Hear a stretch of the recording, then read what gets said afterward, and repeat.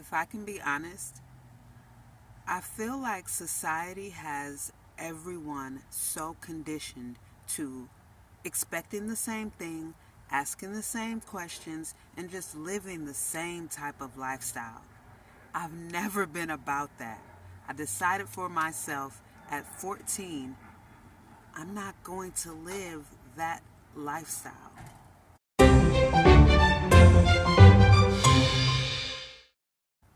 What's up, YouTube? So, this is going to be a quick little video just sharing with you my perspective of life and how I live it.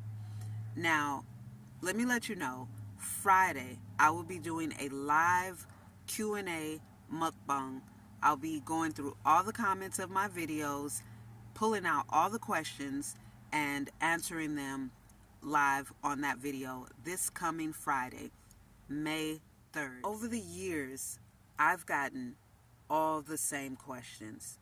And this is how I know that society has people conditioned to doing things one way, seeing things one way, asking questions the same way, asking the same questions, and living the same type of lifestyle. And with that, people are under the same type of stress, people have the same misery, and the people are the same levels of unhappy. And I just feel that if people thought for themselves, lived for themselves, and did what genuinely makes them happy, regardless of how anyone thinks or feels about it, they'd be much better off. We would all be much better off because it would be a much better value exchange, because you would be authentically, individually you, which is completely different from me. And then we'd have something to really have a good conversation about, because I'd be interested in your uniqueness and authenticity, just like people are interested in my uniqueness and authenticity. My biggest advantage is the fact that my mother trained me. She didn't raise me. She didn't keep me alive. That's one of my terms. I feel like a lot of people just keep their kids alive with the basic necessities. My mother trained me very thoroughly. She was extremely strict. She was very thorough, and she just didn't sway. If she said it, that's what she meant, and that's what she always meant. And I felt like she had done her job to the point to where I moved out at 16. I felt like, okay, I can take it from here and I can figure my own life out from here, because she was very thorough in her training of me. And she trained me to not be codependent. She trained me to be able to function and live without her. She trained me to be comfortable, although I already was from a little girl before she even came and got me. But she encouraged me to think for myself. She used to say that umpteen times a day. Think for yourself, Shalanda. Think for yourself, Shalanda. And that was just encouragement, because I always thought for myself. I always listened to me. I'm always going to do what I want to do the way I want to do it. I don't care how people feel about it. I don't care what people say about me. I'm from St. Louis, Missouri. And when we graduated from kindergarten, you wasn't expecting that, were you? We had a little ceremony graduating from kindergarten. And we sang The Greatest Love of All. I believe we sang the original George Benson version, but that I don't remember. But anyway, from that moment to date, I've always felt like that song was written for me and with me in mind. Every lyric of that song is genuinely how I feel and how I've lived my life from a little girl. And so because I've always been so into me, and because I learned to love me as a child, I grew up loving me. This is why at 12 years old, I became my own therapist. Because from 9, when my mom came and got me, to 12, when I became my own therapist, I felt like everyone's trying to kill me, and this world cannot have me. God showed me that I was a seer at 5 or 6 years of age. So I had to make sure that I looked out for me. So the fact that I was trained to live on my own, to live within my own boundaries and in my own head. I can't care how my kids feel about how I live my life, or how my mom or how my family or how anyone feels about how I live my life. And that's a big question that I get all the time. How do people externally feel? The only thing that matters is how I feel. And that's the only thing that matters, how you feel. Have you ever tried to encourage or uplift someone, and no matter what you say, no matter how much of their good qualities you point out to them, it just doesn't make them feel better? That's because of what they're saying about themselves and to themselves. Because the only thing that matters is how you feel about you and about your life.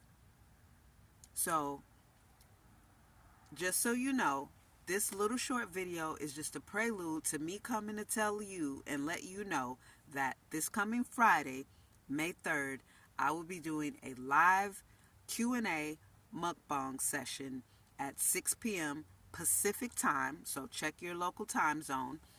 I'm going to go through all of the comments of all of my videos, pull out all of the questions. I get asked all the same questions over years, whether it's on Instagram, whether it's in person, or here on YouTube.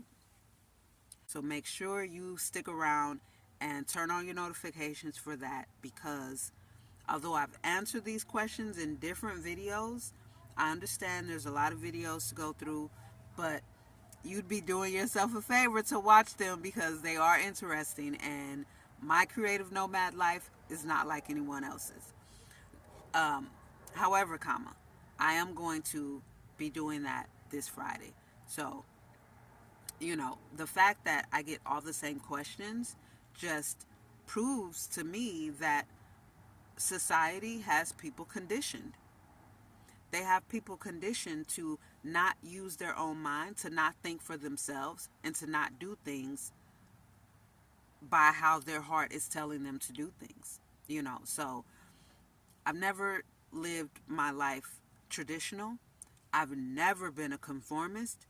As a young teenager, I was not a conformist because I've never been. That's just not who I am, and I wasn't born to be that way. So I'm comfortable with that.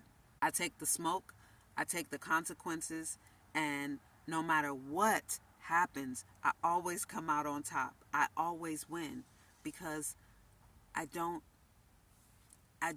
surrender to how society says do this. I don't surrender to, oh, okay, this person doesn't like how I live my life, so I'm going to not live my life how I choose to and live it how they want me to live. No.